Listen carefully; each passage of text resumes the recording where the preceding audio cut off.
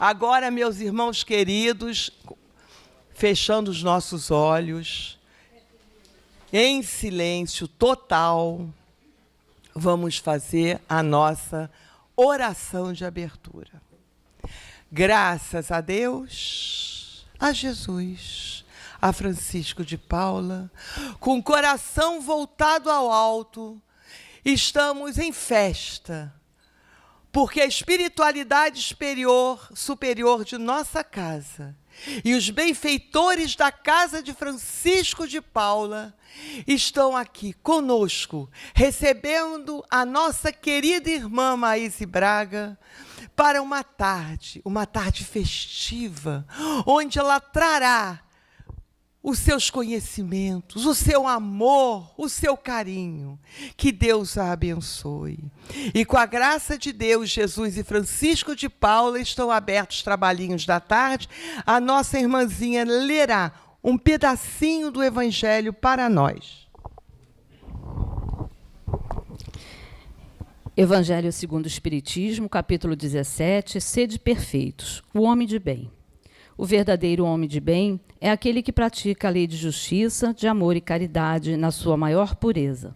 Se interroga sua consciência sobre os próprios atos, pergunta se não violou essa lei, se não cometeu o mal, se fez todo o bem que podia, se não deixou escapar voluntariamente uma ocasião de ser útil, se ninguém tem do que se queixar dele, enfim, se fez aos outros tudo aquilo que queria que os outros fizessem por ele. Graças a Deus, a Jesus e a Francisco de Paula.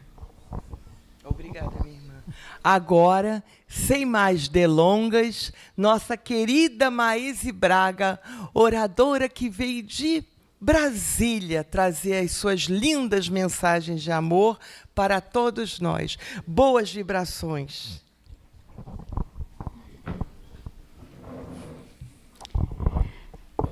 Meus amigos, nem preciso dizer que sou Maíse. Sou do Meier, da Rua de Arda Cruz. Achei que 60 anos depois de ter saído do Rio, já tinha visto de tudo. Mas do caminho de Copacabana para cá, eu digo para vocês, estou quase fazendo outro livro. Meu Deus, pelos problemas que aconteceram hoje de manhã, na Maré, a blitz pela cidade inteira. E, claro, fomos parados em uma. Um Mercedes à frente tinha que se identificar. E havia alguma coisa com esse dono da Mercedes, que foi descoberta ali. Uma mão sem outra saída, uma rua sem outra saída. Então, já começou o problema. Depois, antes de chegar ao Rebouças, um acidente. Aí o carro do Rabecão criou obstáculo para todo mundo. Então, você sai de Copacabana com folga de horário e chega dessa maneira. E aí eu pensei, meu Deus, é o Rio de Janeiro mesmo. Mas aquele Rio, não que a gente sente saudade para sempre, mas não aquele Rio, obviamente, de 1957, quando eu nasci. Aquele Rio que meu pai, quando vinha visitar, dizia: não volto mais. Porque era um Rio muito diferente do que ele sentia saudade. Ele era da Rua 24 de Maio, no Riachuelo, gente. Sabe? Então, ele dizia, não volto, porque o Rio onde eu quero voltar não existe. Ele tinha um Opala 70, vocês imaginam. Foi o Opala, o carro da vida inteira dele. Ele chegava aqui, ele respeitava tudo. E, claro, mais de uma vez nós fomos parar no Miguel Couto porque alguém tinha batido por trás dele, porque ele parava no sinal vermelho. E ele morreu há 24 anos. Mas era um homem, obviamente, militar, que obedecia todas as regras. E as pessoas que andavam atrás dele já não obedeciam. E percebi hoje que as coisas ficaram mais difíceis. Todo ano eu venho ao Rio. Esse ano me chamou a atenção a quantidade de carros absurda na cidade e a falta de respeito também. Porque o que tem de gente dirigindo com celular, minha Nossa Senhora, sabe? Você tem que buzinar para que a pessoa que está falando no celular olhe e veja que o sinal ficou verde. São dessas pequenas coisas que, às vezes, a vida se torna difícil. E eu lembrei que o nosso tema de hoje é abismos. Eu falei, oh, meu Deus do céu, nós estamos em um, porque a gente quer chegar no Francisco de Paula e não consegue. Mas, quando eu subi essa escada, eu fiz 2 revelações para mim mesma. Primeiro, quem é essa oradora maravilhosa que está falando? Eu podia não chegar, e vocês iam igualmente estar preenchidos, aliás, melhor do que eu, com esse coração querido que falava a vocês. Segundo, fiz uma mentalização. Essas pessoas maravilhosas aqui do Francisco de Paula vão fazer uma poupança e colocar um elevador. Todos nós vamos contribuir. Lá de Brasília, alguém me avisa que eu contribuo também.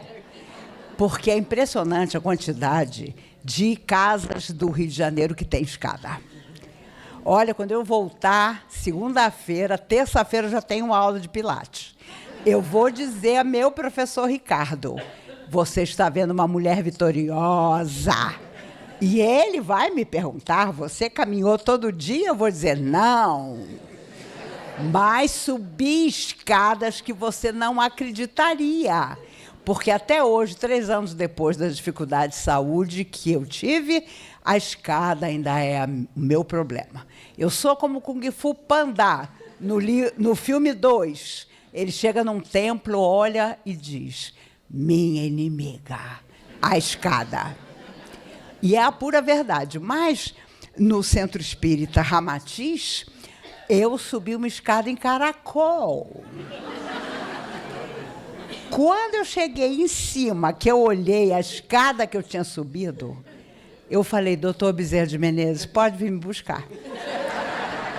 E tem que ser o senhor. Porque eu subi essa escada em caracol, sem enlouquecer, né? E foi muito interessante, porque depois da palestra, as pessoas queriam vir para falar comigo. Ah, Maíse, vamos te levar até o andar de baixo. Aí eu já pensei, meu Deus, a escada em caracol. Não, eles tinham outra passagem. Uma escada muito melhor para descer do que a do caracol. Então eu pensei, karma. Ninguém falou para você que existia outra escada que não a escada em caracol. Meus amigos, abismos do além são os mais difíceis para serem vencidos. Porque, no fundo, é nós. É tudo aquilo que nós não conseguimos vencer, superar e transformar em luz, portas adentro do nosso coração. E a espiritualidade sempre tem o cuidado de nos dizer que a vida fora da matéria não é tão diferente do que a vida na Terra. Mas, sem dúvida, a nossa consciência presta contas. E isso é muito importante lembrar. Os abismos dentro de nós são talvez mais fáceis de serem conhecidos e transformados em coisas boas. Os abismos que existem na verdadeira vida aprisionam almas que, durante toda a vida na Terra, nada fizeram para mudar. Emmanuel, através de Chico Xavier, dizia o único. Ele não dizia o maior, o melhor. Ele dizia o único objetivo da alma que vem à Terra é fazer o bem. O único. E, claro, nós somos informados disso antes da nossa vinda ao planeta. E, muitas vezes, nos esquecemos. Eu não sei vocês, na comunhão espírita, e eu posso falar, porque desde os 15 anos de idade é a casa que o meu coração escolheu, trabalhei sempre nela, e eu digo que você só ama uma casa quando o seu suor cai no chão da casa, seja o que for que você esteja fazendo. E o meu caiu várias vezes. Mas, na comunhão, hoje em dia, há 220 grupos mediúnicos 220. Então, é considerada hoje a Comunhão Espírita o maior centro espírita do mundo. Mas, se você pedir R$10 para fazer um elevador, a coisa fica difícil. Porque o compromisso no coração das pessoas não existe como quando eu era garota. Olha quantas vezes a minha mocidade, eu digo minha, porque foi a que me recebeu, eram só 4 jovens, eu fui a 5ª, em 1972. A maioria de vocês não era nem encarnada. Mas nós íamos para o Conjunto Nacional, que era o único shopping que existia em Brasília, com uma faixa, um carro que tinha sido doado pela Receita Federal, e vendíamos dia e noite ingressos, quer dizer, na verdade, números, que depois um deles seria sorteado e o carro seria dado à pessoa. Olha, carros maravilhosos, 0 quilômetro, que a gente não tinha dinheiro nem para pensar em comprar. Todo ano alguém ganhava. E na palestra de sábado à noite, que então eu fazia, a chave do carro era entregue ao vencedor. Houve uma senhora que ela era tão católica, ela ganhou um carro, um tremendo carro, que ela não quis entrar dentro da comunhão para receber a chave do carro, porque era uma casa espírita. O marido entrou. Todo homem é esperto. Ele entrou, nosso tesoureiro, seu Hercílio, entregou a chave, os documentos do carro, ela ficou na porta, olhando, mas não pisou na casa espírita. Eu digo a vocês, quando eu voltei para casa, eu, na minha oração, falei, meu Deus, espíritos, vocês, sinceramente, não têm recurso. Porque como é que uma senhora que nem quis entrar na comunhão ganhou esse carro? E os espíritos também não me responderam. Mas passam-se os anos, todo ano se fazia uma rifa de um carro. E, claro, a comunhão foi se erguendo com essa grande massa de gente que começou a conhecer a comunhão, porque comprava a rifa do carro. E, uma vez, um amigo espiritual disse que era importante que o carro não saísse para nenhum de nós, porque muita gente desconfiaria do resultado. Ah, foi alguém lá da comunhão que ganhou, então isso é grupo, isso é coisa misturada, enfim, é coisa programada para eles. Passam-se os anos. A Receita Federal alegou que não ia mais doar o carro nenhum. Seu Mário, então, nosso fundador e presidente, desencarnado em 1998, um homem extraordinário, ele era um empresário, tinha ido para Brasília muito cedo e resolveu comprar um carro por conta dele para fazer a última rifa. Foi um Fusca. Um Fusca 0 quilômetro. Né? Quem já teve um Fusca sabe o carro extraordinário que o Fusca é. Adivinha, o Fusca saiu para um de nós. Um amigo, Sérgio, já hoje na parte espiritual, ganhou o carro. E eu não tive dúvida. Quando eu cheguei em casa, eu falei, vocês, espíritos, não são mole, não. Tanto carro maravilhoso, e na hora de ganhar um de nós, foi um Fusca. Que é para manter a humildade. Por isso, meu amigo Raul Teixeira, querido orador, extraordinário, físico, que quando há 14 anos teve o AVC, recebeu e-mails do mundo inteiro de físicos extraordinários, lamentando que houvesse acontecido o AVC com ele. Ele costuma sempre dizer, Maíse, doutrina espírita não é para quem quer, é para quem aguenta. E essa frase é extraordinária, porque é mesmo para quem aguenta, a partir do momento em que nos chama a doutrina espírita a renovação das nossas atitudes, que é a coisa mais difícil de fazer. que é aquilo que nós estamos há muito tempo, em vidas que já se foram, devendo a nós mesmos. Tantas vezes já voltamos à Terra e conheci muita gente que me dizia: Maíse, eu sinto que eu reencarnei errado. Eu sinto que eu devia estar com os extraterrestres. E eu sempre digo: eu também, meu filho. Por isso que eu deixo as janelas do meu apartamento escancaradas. Porque a primeira mãozinha verde que aparecer, eu pego. E eu digo sempre à minha filha Mariana: se eu desaparecer, não me procure. A mãozinha verde veio me buscar. Mas nós, no fundo, sabemos que enquanto a nossa energia estiver tão semelhante à Terra, é na Terra que nós vamos estar. Porque há coisas que só se resolvem na Terra. Ah, mas eu podia ter ficado desencarnado e resolver minhas coisas. Não. A Terra nos chama como hospital, escola que é, para que nós possamos resolver os nossos abismos. Pedro tinha uma sogra pavorosa. E eu sei que aqui devem haver sogras fantásticas. Eu também sou uma sogra maravilhosa. Para mim, meu genro é um filho carinhoso. E me preocupa, porque outro dia ele me disse: sogra, você não acha que já está na hora de você morar com a gente? E eu falei: graças a Deus, não. O meu apartamento todo cor-de-rosa ainda vai estar em mim por muito tempo, e eu com ele. Mas a sogra de Pedro era terrível, invejosa, egoísta, pidona.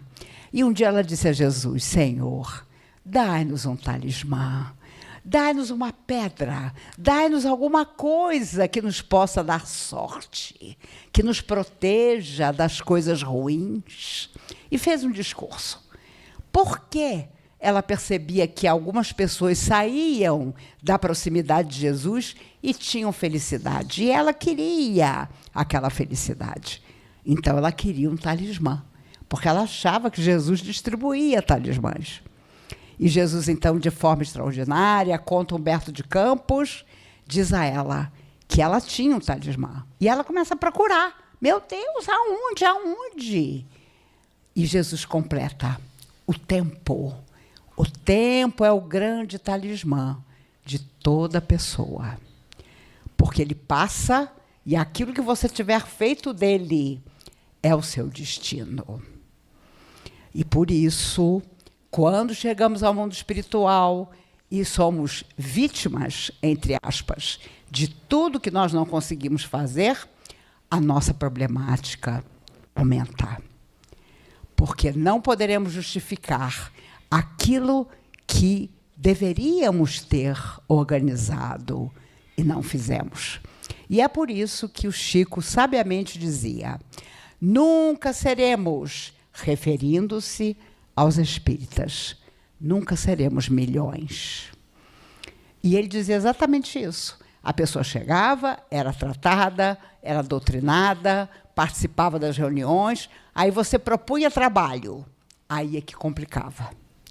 Conheci muita gente que dizia: agora eu sou jovem, agora eu estou recém-casado, agora meus filhos são pequenos, agora meus filhos são adolescentes e estão dando um problemão, agora meus filhos estão se casando, agora meus netos nasceram, agora eu prometo que quando eu me aposentar, eu vou ajudar.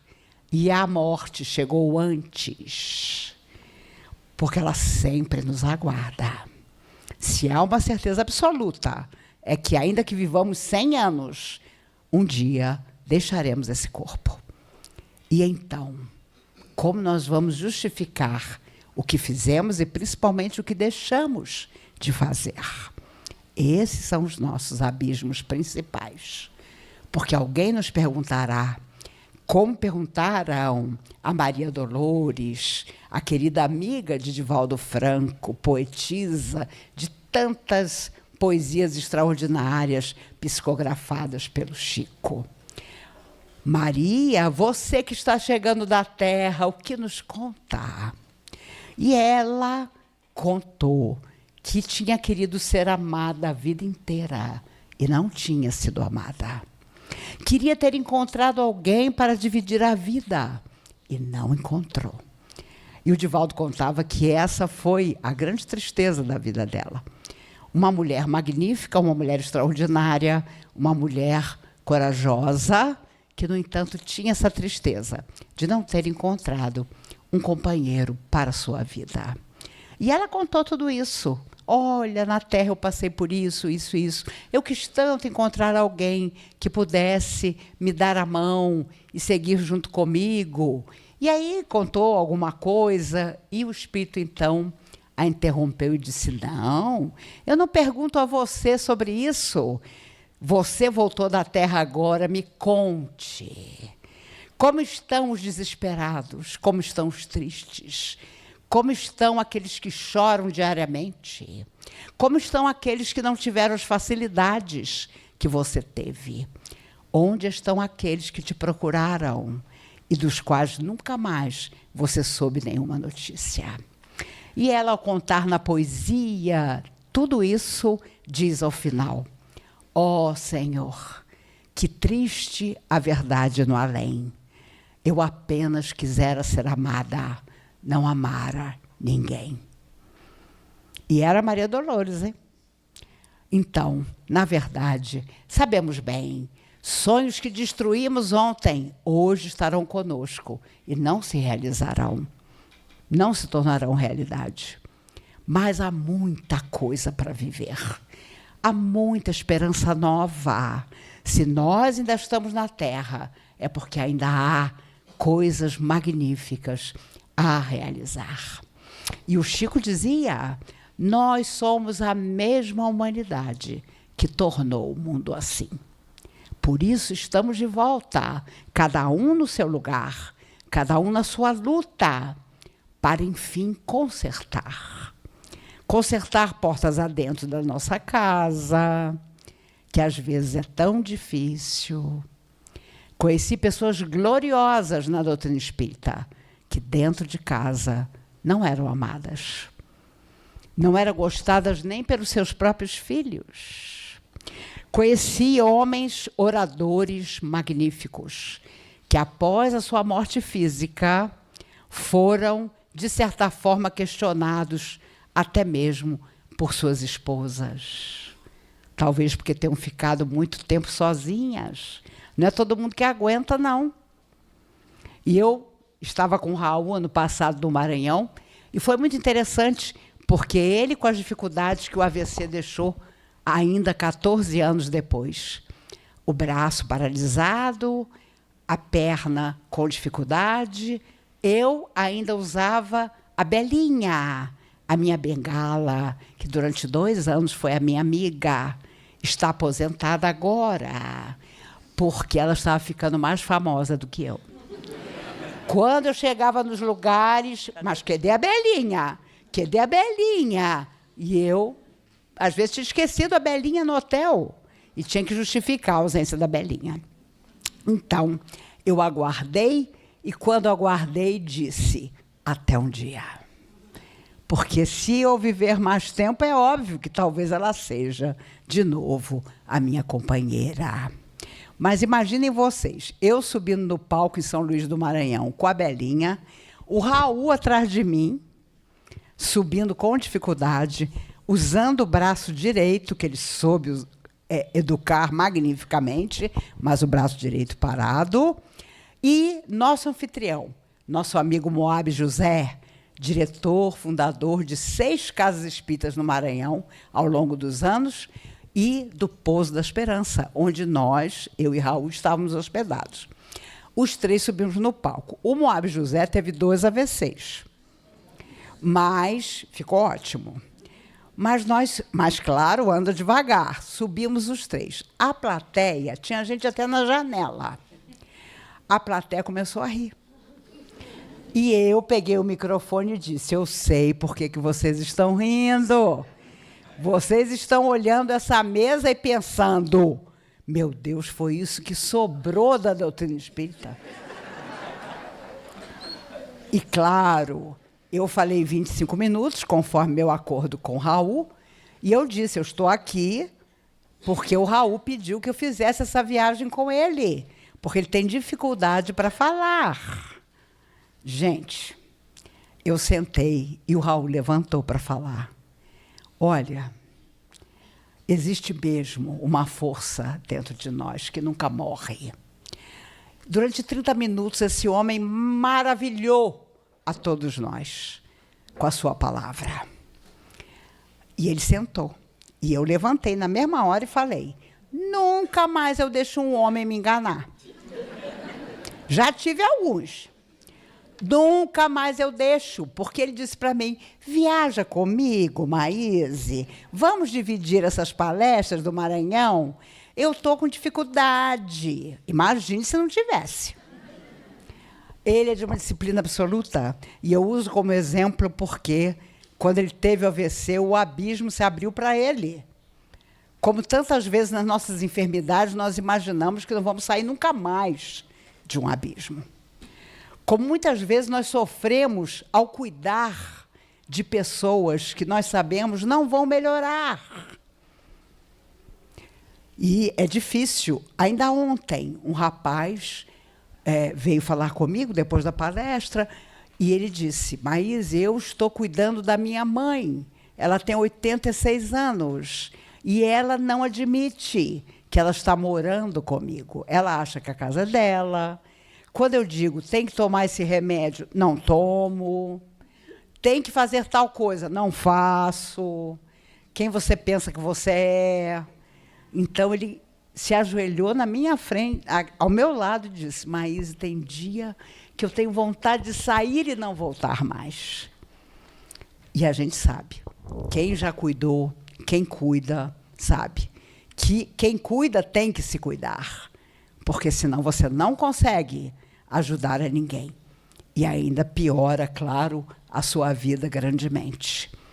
E os espíritos amigos, eu sempre digo, já imaginaram se eles olhassem as sombras que ainda existem em nossa vida e se recusassem a cuidar de nós? E fossem ao mundo espiritual superior dizendo, olha, você não imagina o que fulano está fazendo lá na Terra. E Dr. Bezerra de Menezes sempre nos disse na comunhão que quando a pessoa realiza o bem, até quando ela fica resfriada, as almas que sofrem, mas que admiram aquela pessoa, vão até as portas da espiritualidade para dizer, olha, fulano está lá, ele não está bem, não. Vocês vão lá e olham ele.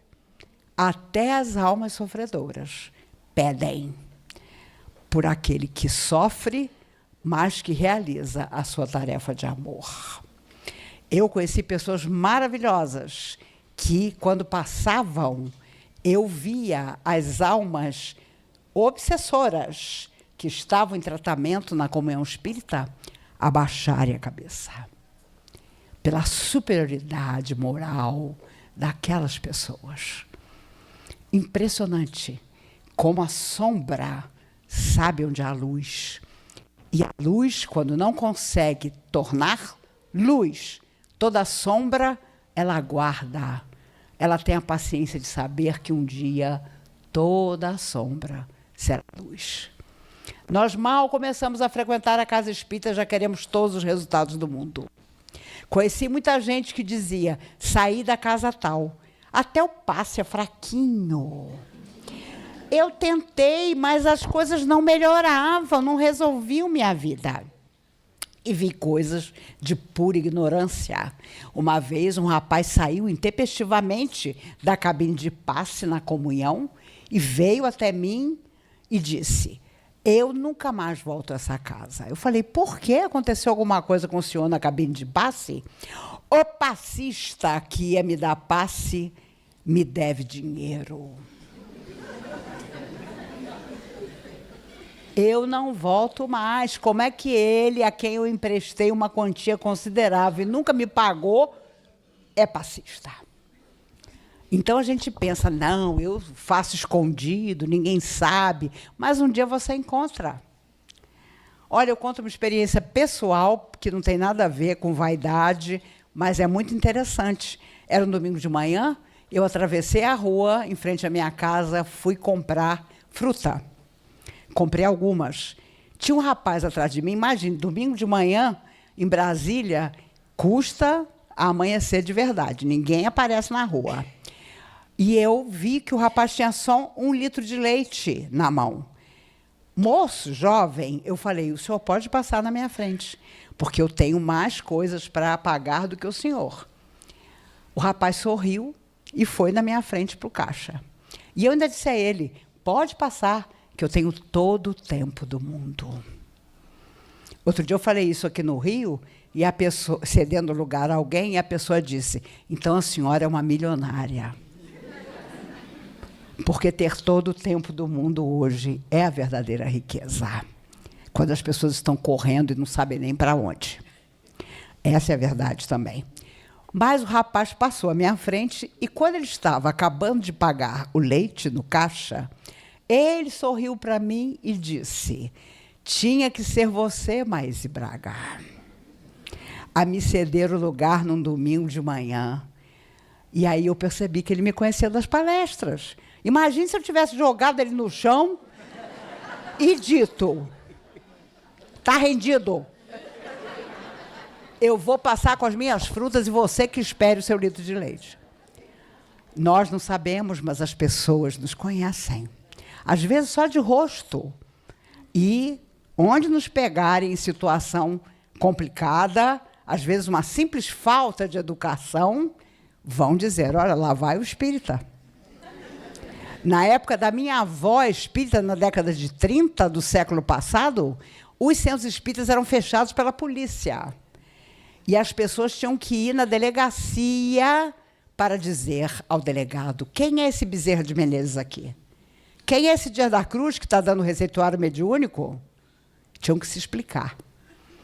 Hoje, qualquer coisa que você faça, se alguém te conhece e você está irritado, mal-humorado, a pessoa já diz, mas você não é espírita?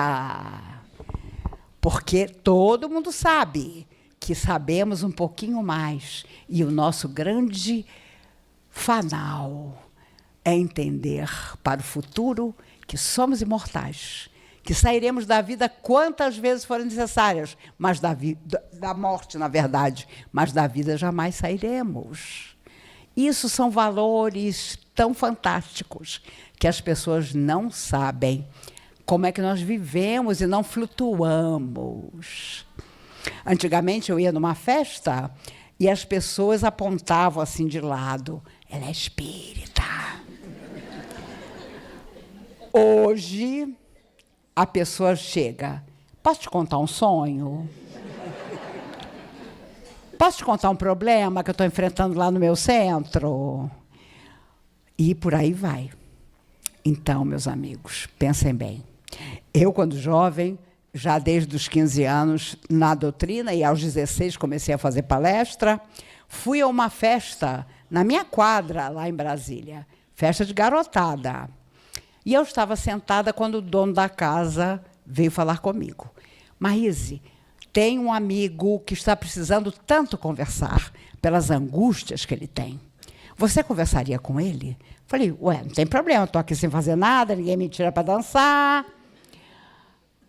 E ele disse, olha, ele voltou do corredor e falou, estou com um problema. Ele se trancou no quarto. Ele não quer conversar com você. Enquanto você não for embora, ele não sai do quarto. E assim, naquela noite, eu deixei de conhecer pessoalmente Renato Russo, que já vivia suas angústias, sua solidão, suas grandes dificuldades em relação à sua orientação sexual.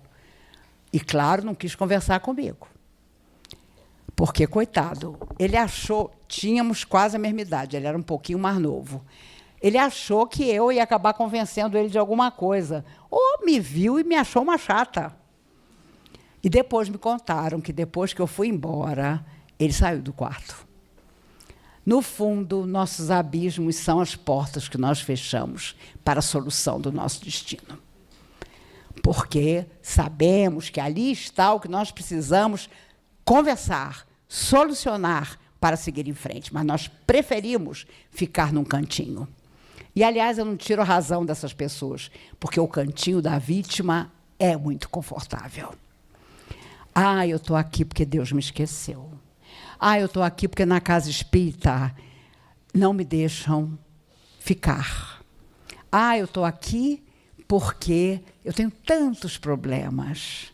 Ah, eu estou aqui porque a minha saúde não me permite nem ir à esquina. Meu Deus, lamentaremos amargamente todas as nossas omissões. Lembram-se de Jerônimo Mendonça, o gigante deitado? Quantas vezes ele foi à comunhão? Paralisado do pescoço para baixo, numa cama, cego. E quando ele chegava para fazer a palestra, aquela multidão para ouvi-lo, eu perguntava: Jerônimo, você está precisando de alguma coisa? E ele: não, mas a vida é extraordinária demais. Meu Deus, eu saía que nem uma barata do lado dele. E, claro, ele teve o seu momento de sofrer muito, vários. Ele achou que ia morrer, pediu aos amigos que o colocassem numa Kombi. E de Ituiutaba até onde estava o Chico, ele foi, para se despedir do Chico. No caminho, o que ele passou mal, minha Nossa Senhora, ele estava ruim mesmo. Quando ele chegou, disse ao Chico: Chico, eu vim me despedir, porque eu estou muito mal, eu estou morrendo, Chico. E Chico olhou para ele e disse: é mesmo, Jerônimo, você está morrendo. Imagine você chegar no Chico Xavier, o Chico olhar para você e dizer: é mesmo, você está morrendo. Pronto, você cai ali. Mas ele começou a chorar: Chico, foi por isso que eu vim, para me despedir de você. O Chico disse a ele: fica ali, que depois que eu atender as pessoas, eu vou falar com você. Quando a última pessoa foi atendida, o Chico foi até ele: Jerônimo, você está mesmo muito doente, meu filho. E ele: Chico, eu sou paralisado, eu sou cego, eu já estou doente há muito tempo, mas agora eu sei que eu vou morrer. E o Chico disse: vai, e de uma doença horrorosa. Ah, ele falou: o quê? Eu tenho outra doença que eu não sei? Porque essas todas aqui eu já domino. Sim, meu filho, você está morrendo da síndrome do coitadinho. Todo mundo que chega para você diz: coitadinho do Jerônimo, ele é cego. Coitadinho do Jerônimo, ele é paralisado. Coitadinho do Jerônimo, ele vive numa cama, depende das pessoas para levá-lo a qualquer lugar. E você, meu filho, está acreditando que você é coitadinho mesmo. Ele saiu dali e viveu mais 30 anos. Porque ele percebeu que a síndrome do coitadinho nos atinge de tal forma que a gente diz: eu sou mesmo um coitado, e para tudo. Esse talvez seja o maior abismo da nossa existência na Terra. É que os outros nos façam acreditar que nós não podemos. Na Segunda Guerra Mundial, os atores de Hollywood eram convidados a se apresentar aos soldados. E havia um comediante extraordinário chamado Jimmy Durante. Ele era careca, narigudo, orelhudo, horroroso. Mas ninguém contava uma piada como ele. E o exército foi atrás dele. Jimmy, por favor, nós temos 100 mil soldados que vão para a frente de batalha. Muitos não vão voltar. Apresente-se para eles, eles te adoram. E o Jimmy disse: ô, meu amigo, mas eu tenho tantos compromissos. Se eu fosse, eu me apresentaria só por uns 10 minutos. Não tem problema. A gente deixa o helicóptero ligado, você fala 10 minutos e eu te trago de volta. Ele subiu no palco, na frente de 100 mil soldados, e começou a contar as suas histórias. E passaram-se 10, 20, 30, 40, 50 minutos, e ele continuava a falar. O helicóptero já tinha sido desligado há muito tempo. Quando a cortina se fechou, ele foi até o coronel para se despedir. E o coronel disse: Dime, eu não entendi nada. Você disse que só tinha 10 minutos e falou 1 hora. Por quê? Como você conseguiu? E Jimmy, com os olhos cheios de lágrimas, disse: Olhe pela cortina na primeira fila e o senhor vai entender. Na primeira fila havia 2 soldados. Um tinha perdido o braço direito, o outro tinha perdido o braço esquerdo. Sentaram juntos para juntos aplaudir. Nunca permitamos que ninguém, seja quem for, nos diga que nós somos só metade do que nós podemos ser. Esse é o grande abismo atual, quando as pessoas, através das redes sociais, apontam para todo mundo, menos para si mesmas. E há pessoas que tiram a própria vida, impressionadas com essas pessoas que nem devem prestar atenção no que dizem, mas que opinam. Quantos artistas têm entrado em depressão? E a primeira coisa que eles dizem é: eu vou me afastar das redes sociais. Eu peguei um táxi aqui no Rio há dias atrás e a moça falou: a senhora não tem celular? Nunca tive. A senhora não tem nenhuma rede social? Não tenho. Como é que a senhora vive? Muito bem. Porque as pessoas se esqueceram de como é viver sem celular. E como é que a senhora faz quando a senhora está na rua? Eu disse a ela: quando eu estou na rua, não quero que ninguém me encontre. E, para vocês terem uma ideia, a pergunta que mais me fazem é: como você recebe notícia de morte? Eu digo da melhor maneira.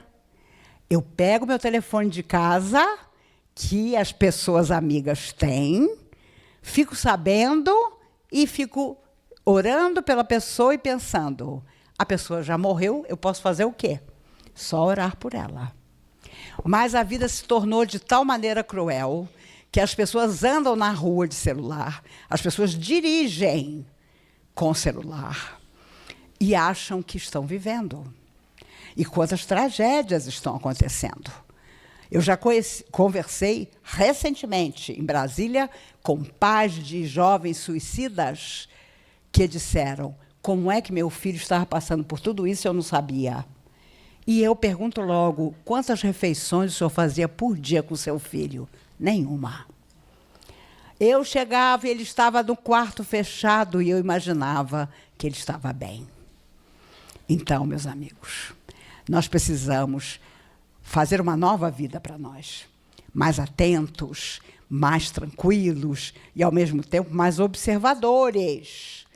Eu não vou falar nada porque eu já estou velho. Eu não vou falar nada porque as pessoas vão dizer que eu já passei da minha época. E isso acontece. Eu conheci muita gente, recentemente, que disse: meu pai fica em casa, eu coloco para ele Netflix, um monte de coisa, e coloco pipoca na mão dele. Eu moro com ele. Ele paga todas as contas da casa. Mas quando ele emite alguma opinião, eu digo logo: seu tempo já passou. Eu falei: seu pai tem problema de Alzheimer? Não, ele é totalmente lúcido. E a geração, essa geração que está com 88, 90 anos, nunca imaginou que ia viver tanto. Então, muitos talvez não tenham se preparado para isso. Mas, a partir da minha geração para baixo, vão se preparar. E, claro, tendo as nossas dificuldades. 2 vezes por semana, meu professor de Pilates vai à minha casa para me exercitar. E, quando eu abro a porta, eu sempre digo: morreu a minha esperança. Quando o telefone toca, eu sempre acho que você vai dizer: hoje eu não posso. Mas ele nunca diz. E eu sempre digo: você sabe, meu amigo, eu te detesto, mas eu preciso de você. Porque se a minha geração não se exercitar, a cadeira de rodas é uma realidade para o futuro. Porque, é claro, os médicos dizem: as pessoas vão viver 100 anos, mais de 100 anos. Mas viver tanto para quê? Se não conseguirmos vencer os abismos que ainda existem no nosso coração. Pensemos sobre isso. Quando o Chico desaparecia, as pessoas iam procurá-lo, ele voltava tranquilo para casa e dizia: eu fui visitar os meus professores de paciência, aqueles que não podiam nada, que estavam absolutamente sozinhos, incapacitados. O Chico ia visitá-los para perceber o quanto todos nós, inclusive ele, éramos felizes. Por isso, quando as pessoas iam para a fila para falar com o Chico, e as pessoas não tinham pudor nenhum, elas contavam horrores da vida delas. O Chico olhava para o lado e Emmanuel dizia: o dia de amanhã vem perto. E vem mesmo, para todos nós. Hoje, lamentos, amanhã, se Deus quiser, trabalho. Trabalho, porque nos perguntarão um dia em algum lugar o que nós fizemos e, principalmente, o que nós deixamos no coração dos outros. Hoje, meus amigos, parece uma bobagem, mas esse dia vai chegar para todos nós. Não se esqueçam daquela cachorrinha desencarnada, toda iluminada, que o Chico viu passar na rua. E ele conta que se segurou num poste e disse: meu Deus, eu fiquei louco mesmo, porque essa cachorra está morta e está iluminando toda a rua. E foi então que Emmanuel disse a ele: não, Chico, você não está louco. Ela morreu há 12 anos e o dono nunca se esqueceu dela. E ele pensou na hora: tomara que alguém um dia se lembre de mim. Olha a modéstia. E de alguma maneira eu sentirei essa luz no coração. Meus amigos, rogando desculpas pelo atraso e sabendo que vocês aproveitaram cada palavra da minha amiga, e já tinha gente com certeza rezando que eu não chegasse. Mas superamos o rabecão, a blitz. Quando a blitz chega, você que não é da cidade já imagina, sou eu. Mas eu pensei, eu vou falar o meu mantra: eu sou carioca do Meia. E como dizia Paulo Gustavo, saudoso humorista, que é do Meia, não bobeia. Não bobeia mesmo. Eu estava na porta do hotel. Passou um rapaz. Senhora, R$25 por uma garrafinha de suco de uva. Eu falei: ô, meu filho, eu sou carioca do Meia. Eu não sou do hotel, não. Ele, com a maior tranquilidade de carioca, disse: faço por 8. Não se preocupem. Qualquer coisa que aconteça com vocês na rua, já fala logo: sou carioca do Meia. Eu agradeço demais o carinho, a atenção, a maneira gentil como vocês me receberam. E tenho, desde o dia 8, estou aqui, levado, de alguma maneira, essa esperança que eu também quero ter, de que os dias são difíceis, mas amanhã tudo se resolverá. Somos eternos. As lutas passarão, como as coisas boas também. E, há 3 anos atrás, eu tive um problema grave de saúde que me pegou de surpresa. Uma bactéria, que eu faço questão de dizer o nome, KPC. Você pega no hospital, eu peguei no hospital e fiquei 1 mês internada e paralisada do pescoço para baixo. Então, de repente, você tem só diabetes, de repente, você vai morar com a sua filha e com seu genro por 7 meses. E depois eu pensei: meu Deus, eu não quero mais falar sobre isso. Eu chegava nos lugares, a pessoa dizia assim: fala sobre aquele problema de saúde que você teve. E eu tinha outro tema, mas as pessoas sempre pediam. E, claro, eu não quero mais falar sobre isso. Então, eu e minha filha Mariana, psicóloga clínica, minha única filha, escrevemos um livro, Aquele Tempo Entre Nós.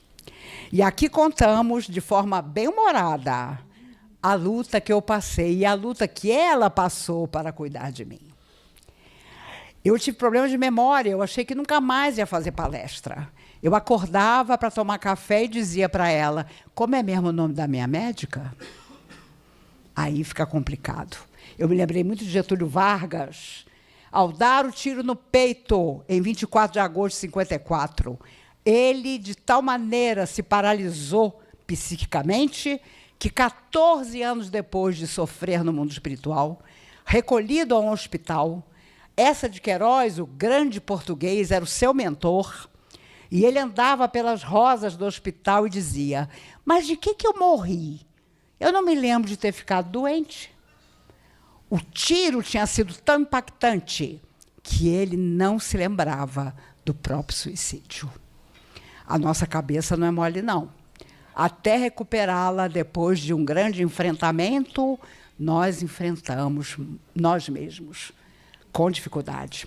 E, para encerrar, eu digo a vocês, o público que existe na Terra é muito caridoso. Eu ia para a varanda da casa da minha filha, de cadeira de roda, para tomar sol. Todos os vizinhos passavam e me cumprimentavam. Quando eu fui para Bengala, ninguém nem olhava para mim. Porque as pessoas devem ter pensado, essa mulher não morreu? Paralisada do pescoço para baixo, a mulher está de bengala, e eu ainda andava pela rua de bengala. Então, meus amigos, a verdade é que fazer o bem é a grande saúde, é aquilo que nos recupera, é aquilo que nos faz voltar a sermos até melhores do que éramos. No dia que eu disse à minha filha, vou voltar a fazer palestra, foi uma loucura. O que ela chorava pedindo para não fazer mais palestra não está no gibi. Mas eu falei, corpo são, tenho que voltar à grande saúde da alma, que é fazer algo da própria vida. Por isso, Casimiro Cunha dizia através de Chico Xavier, caridade, que o teu nome ressoe, pleno de amor profundo. E por tudo que fazes nesse mundo, Deus te guarde e abençoe. Meus amigos, vivamos fazendo bem, o grande objetivo de nossa alma. Eu tenho certeza que quando nos encontrarmos novamente, tanto eu como vocês, estaremos muito melhores do que estamos hoje. Obrigada, obrigada por tudo. Jesus os guarde. Muito obrigada. Muito obrigada. Obrigada, queridos, obrigada. Obrigada, minha querida. Imagine, próximo passo do Francisco de Paula, elevador.